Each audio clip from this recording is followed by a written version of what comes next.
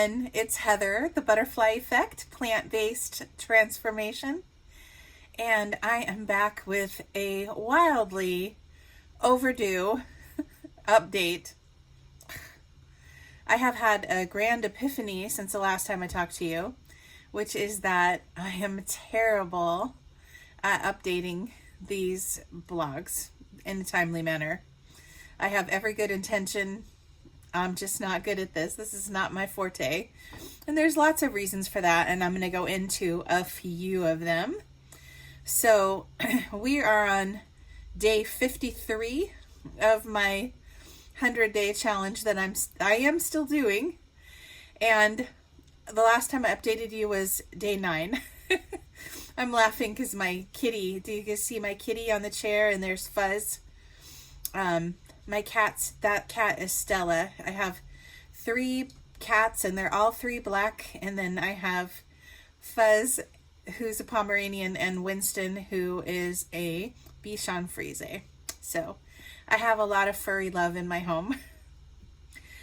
Okay, so why was I gone? This time it was medical. It was straight up medical.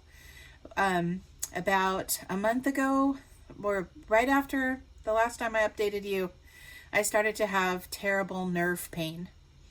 Really bad, all over my body in different places.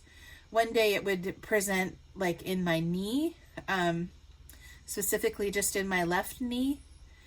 And I was having muscle cramps and nerve pain. And I sometimes will have it in my hip, and it'll be my opposite hip. But it sometimes down my whole leg, like sciatica. But it was really bad, and it was bad enough that I wasn't sleeping. And pain medicine and I do not get along. The only thing that I am willing to take is like an anti-inflammatory. Didn't touch it because it wasn't inflammation. So I even tried Tylenol or, paracetamol, depending on where you live. Barely did a thing, did nothing, right? I don't choose to use anything other than like your very basic over-the-counter stuff, and only when I really, really need it. So, I hate the feeling of being high. Does anybody else hate that? I don't drink alcohol, and it's not because I'm virtuous. I don't like feeling tipsy. I don't like that feeling. I don't like the feeling of being high in any way. I think I'm too much of a control freak. It's no like shining thing in my character. It's just, I don't like that feeling. So anyway, it takes a lot for me to use like a narcotic medication for pain relief that is prescribed by a doctor. And even when I've had surgeries, I try to be off of it like as soon as possible. So anyway, I was dealing with all this pain. Nothing was helping it. Went to the doctor. They said it was nerve pain and basically gave me some physical therapy type of stuff to do that didn't really help, and offered me a bunch of medications that I refused for the reasons I've just discussed. And so I spent probably a month not sleeping very well at all, terribly. And to the point that it was super, super upsetting when I don't sleep well for a long time, and when I'm dealing with pain, I tend to get depression. Most of the time I'm a pretty upbeat person, but when I feel like there's no hope, like this is never going to get better and I can't live like this. It was bad. So for me, when I get depressed, I, again, seem to be able to handle it through diet and exercise. I have taken antidepressants before. I'm not taking anything right now.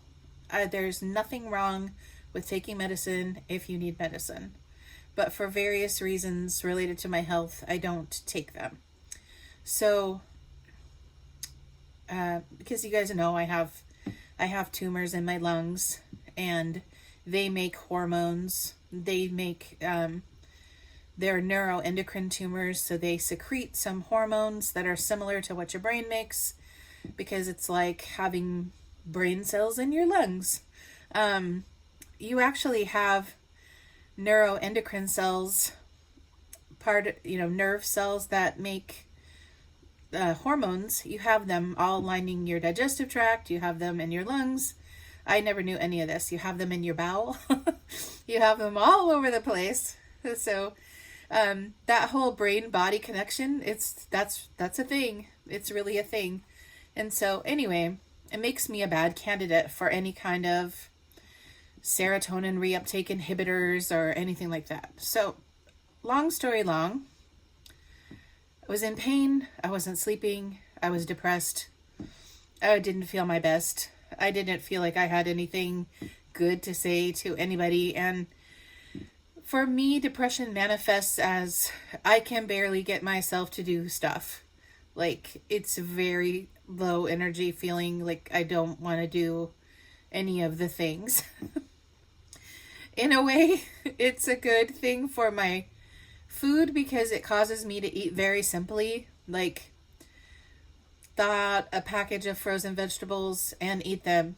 Or, eat a fruit, eat a thing of berries, make a small bowl of oatmeal, eat a potato, eat a can of beans. I mean, I'm not even kidding. I wish I was kidding. I couldn't get myself to do much, but it also helped me to eat very simply. And I did actually take off some weight. So I took off not very much, 4 pounds in October, which does not surprise me because with so much pain and so much lethargy from the depression, my activity level ground down to very little.